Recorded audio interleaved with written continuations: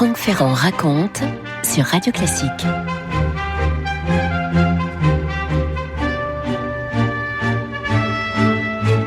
Nel mezzo del cammin di nostra vita, au milieu du chemin de notre vie, je me retrouvais par une forêt obscure, car la voie droite était perdue. Ce sont des vers que tous les petits Italiens connaissent, et quand je dis tous les petits Italiens, tous connaissent ces vers. Quel que soit le milieu, quelles que soient les opinions, on apprend ça à l'école par cœur. Non seulement parce que, évidemment, ce sont des vers qui appartiennent à un des plus grands auteurs, même on peut dire à l'auteur fondateur de la culture italienne moderne, mais aussi tout simplement parce que cette langue italienne, elle a peu évolué depuis le XIVe siècle. On peut dire d'une certaine façon que l'Italie moderne, l'italien en tout cas, la langue italienne moderne, est née avec Dante Alighieri, que nous appellerons très familièrement Dante aujourd'hui, et que le premier chef-d'œuvre de cette langue, c'est bien sûr la Divine Comédie. Pourquoi Divine Comédie, Commedia? Parce que elle emploie un niveau stylistique assez moyen, qui est entre le genre tragique et le genre élégiaque. C'est le genre de la comédie, et puis divine, parce que elle se termine bien, elle se termine heureusement, cette œuvre extraordinaire, ce long travail qui a été rédigé entre 1306 et 1321, marquant la mort du poète. Certaines des parties ont été diffusées du vivant de Dante, mais c'est son fils, Jacopo, qui va publier le Paradis à titre posthume. Et le thème de la Divine Comédie, vous le connaissez sans doute, c'est une sorte de grand voyage dans le pays des morts, sous la conduite de 3 guides. Virgile, le grand poète Virgile, lumière et honneur de tous les poètes, dit Dante, puis la célèbre Béatrice, évidemment, à partir du chant 30 du Purgatoire, et enfin, pour aller contempler Dieu, le meilleur des guides possibles, Saint Bernard de Clairvaux, c'est en tout cas ce qu'a estimé Dante Alighieri. Le voyage initiatique dure 1 semaine et chaque épisode est en quelque sorte une étape vers la révélation finale. Tout ce qui est écrit est allégorique et en même temps tout est concret, nous dit la traductrice Jacqueline Risset. Et parmi les choses allégoriques, la forêt, par exemple, est forêt de l'erreur et du péché, etc., etc. Chaque perception, dit-elle, est retracée avec une précision quasi hallucinatoire qu'on pourrait comparer de nos jours peut-être seulement à Kafka.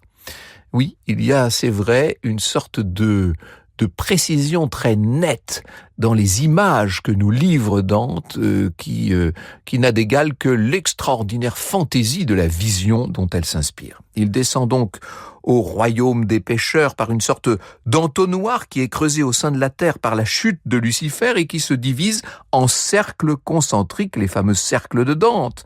Les pécheurs sont classés par ordre de culpabilité croissante, de plus en plus gravement pécheurs, et soumis alors à tout un arsenal de supplices, et qui sont proportionnés à la gravité des fautes commises, bien sûr. Fautes commises de leur vivant, fautes commises sur terre. Alors vous avez les luxurieux, par exemple, qui sont emportés par le vent, c'est le vent de la passion. Il y a les violents qui sont plongés dans un fleuve de sang bouillant, ça doit être très agréable ça. Les adulateurs sont immergés dans l'ordure.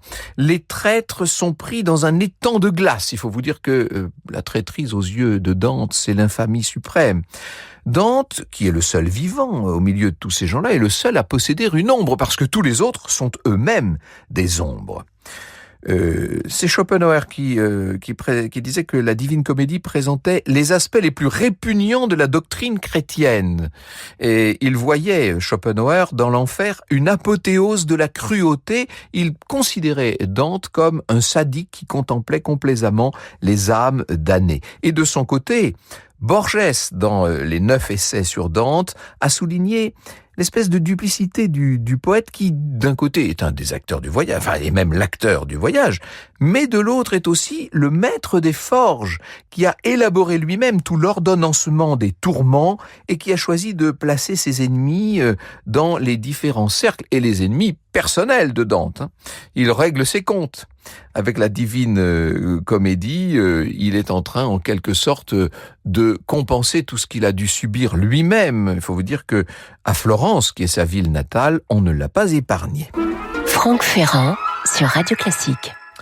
Pour vous situer Dante par rapport à notre histoire, c'est peut-être un peu plus facile. Il naît sous Louis IX, celui qu'on appellera Saint-Louis, et lorsqu'il meurt, la France a déjà vécu le règne de Philippe le Bel, et la papauté s'est installée en Avignon, vous voyez.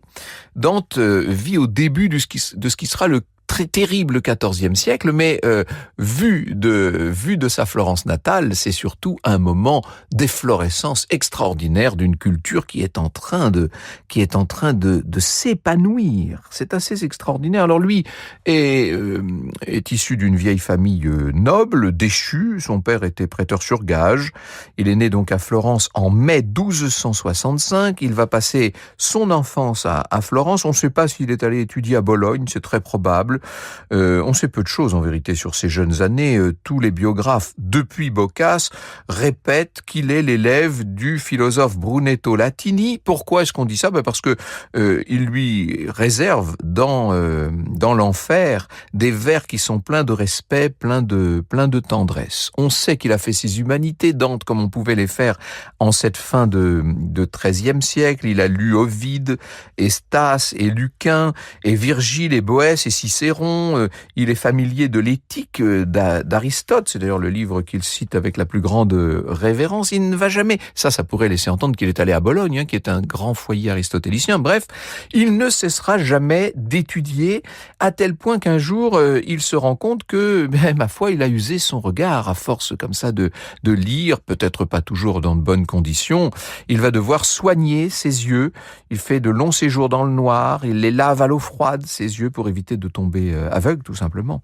Le plus grand événement de sa jeunesse, est-ce que j'ai besoin de vous le dire, c'est la rencontre avec Béatrice, bien sûr, Beatrice Portinari, dont il tombe éperdument amoureux. Dans La Vie nouvelle, il évoque ce coup de foudre alors qu'il n'avait que 9 ans. Pourquoi la vie nouvelle ? Parce que c'est la vie qui est renouvelée par l'amour. Il avait 9 ans. Elle m'a paru vers le début de sa 9e année et je la vis vers la fin de ma 9e, dit-il. Elle m'a paru vêtue d'une très noble couleur, humble et honnête, rouge sang, sainte et ornée, sainte du verbe ceindre, sainte et ornée comme il convenait à son très jeune âge. Et puis, ça c'est la première rencontre, il y en a une deuxième, 9 ans plus tard, alors là cette fois elle a 18 ans.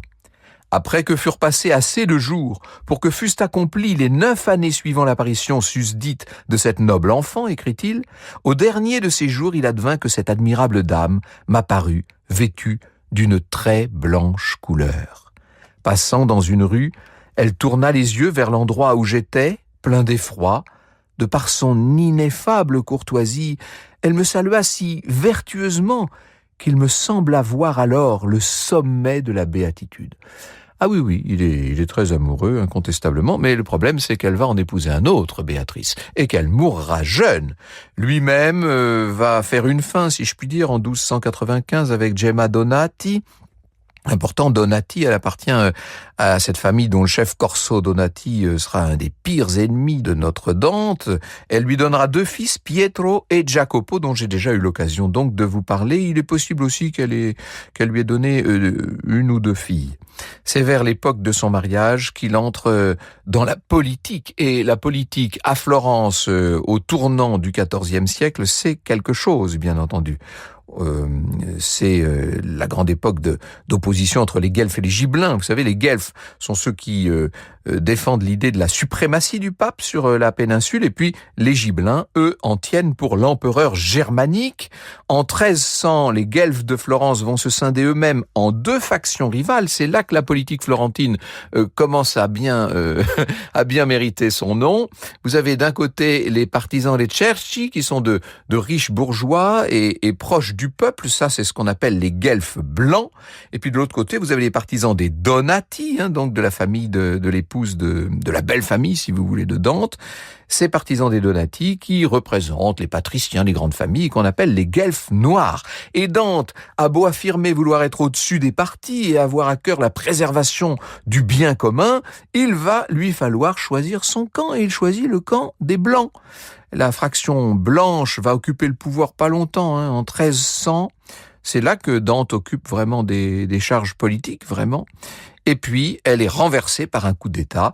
Et à ce moment-là, les dirigeants des Guelfes blancs sont condamnés à l'exil. Autant dire que il a fait d'une certaine manière le mauvais choix, notre Dante Alighieri. Le voilà qui est maintenant du côté des proscrits. Dante a voulu jouer, a voulu faire de la politique, et bien il a tout perdu. Il a perdu sa maison, ses terres, son statut, alors d'abord et avant tout, et puis Gemma, ses enfants qui étaient trop jeunes pour s'enfuir, il a dû les abandonner. Il est rassuré quant au sort de son épouse, puisque, je vous l'ai dit, elle était de la famille de Corso Donati, de son grand ennemi, et durant les 20 dernières années de sa vie, eh bien, c'est un homme sans foyer qui va comme ça aller de ville en ville. Il erre pendant quelques années. Le premier refuge qu'il trouve, il le dit lui-même dans le Paradis, c'est chez le grand Lombard qui sur son échelle porte le saint oiseau, c'est-à-dire un des membres de la famille des Scalieri de Vérone, l'échelle. Ce qui est certain, c'est qu'il est à ce moment-là réduit à vivre chichement, et même plus que ça, c'est la misère. Pourtant, il y a une occasion qui se présente de rentrer à Florence. Sauf que, pour rentrer, il faudrait se déshonorer. Le comte Guido de Battifolle, qui est devenu podestat de Florence à ce moment-là, en 1316, va faire proclamer une amnistie générale à la condition que les citoyens qui veulent en bénéficier paie une amende et soit présenté à Saint-Jean-Baptiste. Être présenté à Saint-Jean-Baptiste, en fait, ça veut dire subir la même humiliation que les criminels qu'on vient de gracier. Vous imaginez bien que pour Dante, il n'en est pas question. C'est une offre infamante. Si vous trouvez un autre moyen qui soit d'accord avec la réputation et l'honneur de Dante, dit-il, j'accepterai avec empressement, mais si je ne puis rentrer honorablement à Florence, je n'y rentrerai jamais. Voilà ce qu'il dit à un de ses amis, et il va continuer son errance. Il est accueilli par un guelfe, Guido Novello da Polenta, qui est seigneur de Ravenne, et c'est dans cette antique et paisible cité de Ravenne que va s'écouler la fin de sa vie. Il est toujours dans les cercles des enfers, dans le purgatoire, et il écrit maintenant son paradis. Il met la dernière main à cette comédie qui maintenant est presque achevée. Il va recevoir aussi l'hospitalité d'un prince jeune, libéral et entreprenant, chef officiel du parti Gibelin, Can Grande della Scala. Dante a peut-être reporté ses espérances sur Can Grande. Et d'ailleurs, il en fait un éloge dans le Paradis. Si la période de Dante à Vérone est entourée de nombreuses incertitudes, les années suivantes sont nimbées de ténèbres, nous dit Alessandro Barbero, qui a écrit un Dante chez Flammarion. Jusqu'ici, dit-il, l'ossature de la chronologie a été offerte par l'histoire relativement bien documentée des Blancs et des Gibelins. Mais après la raréfaction des initiatives du parti, et après que Dante eut perdu l'espoir de rentrer en vainqueur à Florence avec les autres bannis, notre ignorance se révèle dans toute son effrayante évidence. La seule certitude, c'est qu'il ne séjourna jamais longtemps nulle part. En tant qu'exilé, il pouvait dire, comme il l'affirma non sans fierté dans le De Vulgari Eloquentia, « J'ai pour patrie le monde, comme les poissons ont la mer ». Voilà notre Dante, citoyen du monde, et ça convient bien à l'universalité d'un esprit qui veut tout embrasser. Les portraits qu'on a de lui, vous savez, avec cette espèce de nez aquilin, le menton un peu en galoche, les traits anguleux, on le reconnaît au premier trait, Dante. Ces portraits ont été réalisés en vérité d'après une description de Boccace qui a alimenté l'iconographie. Voilà ce que disait donc le grand poète. Son visage était long, son nez aquilin, ses mâchoires fortes avec une expression mélancolique et pensive. Et le peintre Raphaël, plus tard, fera un portrait assez peu flatteur, mais avec la couronne de laurier, ce qui fait que quand vous voyez un vieillard avec un nez aquilin et une couronne de laurier sur une médaille, sur n'importe quelle œuvre d'art, vous pouvez quasiment être sûr que c'est Dante qu'on a voulu représenter.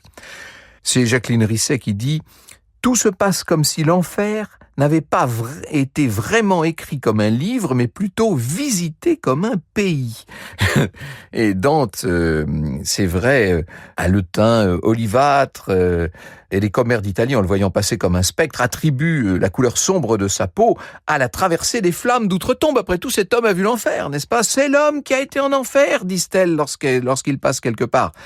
Ce Dante, ce vieil homme auquel on prête tant, va mourir le 14 septembre 1321, probablement des suites de fièvre paludéenne. Il était allé en ambassade auprès de la République de Venise et lorsqu'il rentre, c'est pour se coucher et ne plus jamais se relever. Il faut peut-être que nous entrions, si j'ose dire, à notre tour dans ce temple littéraire qu'est la Divine Comédie, une œuvre divisée en 3 cantiques, vous l'avez bien compris, ça composé chacun de 33 chants, plus un chant inaugural qui se trouve dans l'enfer. Un découpage donc très précis et qui traduit la symbolique des nombres. N'oubliez pas l'époque où tout ça est composé, une époque où on phosphore énormément, où l'on est constamment dans la compréhension ou dans la volonté de comprendre ce qui nous échappe. Alors, d'abord, l'enfer. Il s'agit bien de l'enfer chrétien, c'est pas les enfers de la mythologie grecque, là. Si Jésus est descendu aux enfers, comme on le dit dans le Credo, c'est pour sauver les justes de l'ancien monde qui n'ont pu vivre bons chrétiens, puisque à l'époque, évidemment, il n'y avait pas de chrétiens, donc c'était le but de cette descente. L'enfer est l'œuvre qui a le plus marqué les esprits, c'est ce qu'on retient de Dante, disons. D'ailleurs, vous savez, il y a l'adjectif qui dit dantesque. Le paradis est encore plus pétri de culture médiévale et scolastique que peut l'être l'enfer chez Dante. Il est plus sibyllin aussi, très difficile à comprendre peut-être pour un lecteur moderne. On m'en prendra pour exemple que les illustrations réalisées au XIXe siècle par Gustave Doré. Doré a fait des illustrations magnifiques de l'enfer de Dante, alors que lorsqu'il essaie d'illustrer le paradis, où les corps glorieux sont représentés par des espèces de zombies en chemise de nuit, on peut dire que d'un seul coup, notre grand dessinateur est nettement moins inspiré. Bon. Parmi les épisodes célèbres de l'enfer, il y a celui où Dante et Virgile se trouvent sous la ville de Jérusalem devant la grande porte sur laquelle sont gravés les célèbres vers qui ouvrent le 3e chant. Laissez toute espérance, vous qui entrez. Vous connaissez ça. Et ce sera repris par Liszt, évidemment, dans sa Dante symphonie qu'on a entendu tout à l'heure, et puis par Rodin dans sa célèbre Porte de l'enfer, qui sera le grand œuvre de Rodin en même temps que son œuvre inachevée. Le 5e chant narre la passion amoureuse de Paolo et Francesca, de cette fameuse Francesca da Rimini, mariée de force par son père à Malatesta et qui s'éprend de son beau-frère, le beau Paolo. Alors qu'ils échangent leur premier baiser, le mari les surprend, il les tue d'un coup d'épée. Et ce qui est beau dans cette histoire, c'est la prise de conscience de leur amour à la lecture d'un livre sur Lancelot et Guenièvre. C'est en quelque sorte le triomphe de la littérature qui leur révèle le sentiment qu'ils éprouvaient sans avoir jusque-là mis un mot dessus. Et Dante les place dans le cercle des luxurieux, condamnés à être perpétuellement emportés, donc je vous l'ai dit, par ce vent, parce que ce tourbillon. Le récit que lui fait Francesca bouleverse Dante. Pendant que l'un des 2 esprits parlait ainsi, l'autre pleurait, si bien que de pitié, je m'évanouis comme si je mourais, et je tombais comme tombe un corps mort. Et évidemment que Francesca da Rimini inspirera énormément de peintres, de sculpteurs, et donc, vous l'avez entendu tout à l'heure, de musiciens, bien sûr. Dante rencontre le comte Ugolin dans le 9e cercle, c'est-à-dire dans le dernier siècle, celui où sont punis les damnés qui ont commis la trahison, le plus grave des péchés à ses yeux. Ugolin lui raconte qu'il a été condamné par ses concitoyens à être enfermé dans une tour avec ses enfants. Le vers de Dante est ambigu.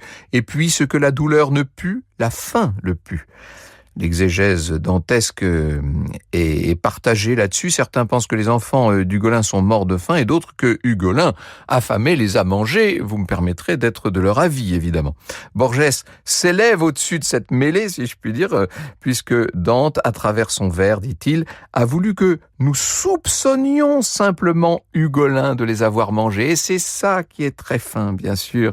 Je sens que Jérémy Bigori s'est beaucoup amusé à préparer cette émission avec l'extrême subtilité des différentes exégèses qu'on peut tirer du texte du maître. Dans la dernière zone se trouvent les 3 grands traîtres, Cassius, Brutus et Judas, évidemment, avec une peine qui consiste à être broyé par les 3 bouches de Lucifer, qui est un dieu de glace, ce qui permet à Dante cette opposition symétrique avec la chaleur et la lumière de l'amour divin tel qu'il apparaîtra là-bas, au paradis. Franck Ferrand sur Radio Classique. Le paradis, je vous le laisse découvrir par vous-même dans son atmosphère éclatante, aveuglante de lumière, bien sûr.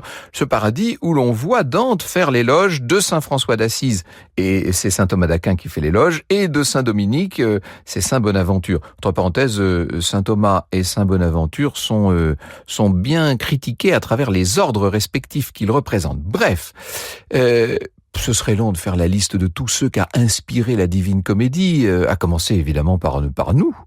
Tout notre imaginaire occidental a été totalement inspiré par ce grand poème de Dante. Parmi les artistes qui s'en sont directement inspirés, je voudrais juste citer Michel-Ange, parce qu'il y a, vous savez, dans le dernier chant du paradis, quand Saint Bernard entonne une invocation à la Vierge tutélaire, il dit « Ô Vierge Mère, fille de ton Fils », eh bien ce vers sublime, « Virgine Madre Filia del tuo Figlio », Michel-Ange va s'en servir évidemment pour sculpter sa Pietà, puisque vous avez cette Vierge extrêmement jeune et juvénile, radieuse quasiment dans son malheur, qui porte sur ses genoux un fils dont les traits sont extrêmement décharnés, souffrants, et qui a l'air vraiment d'être le père de sa mère. Ô Vierge Mère, fille de ton Fils, une des très nombreuses images inspirées à nos grands artistes par le maître Dante.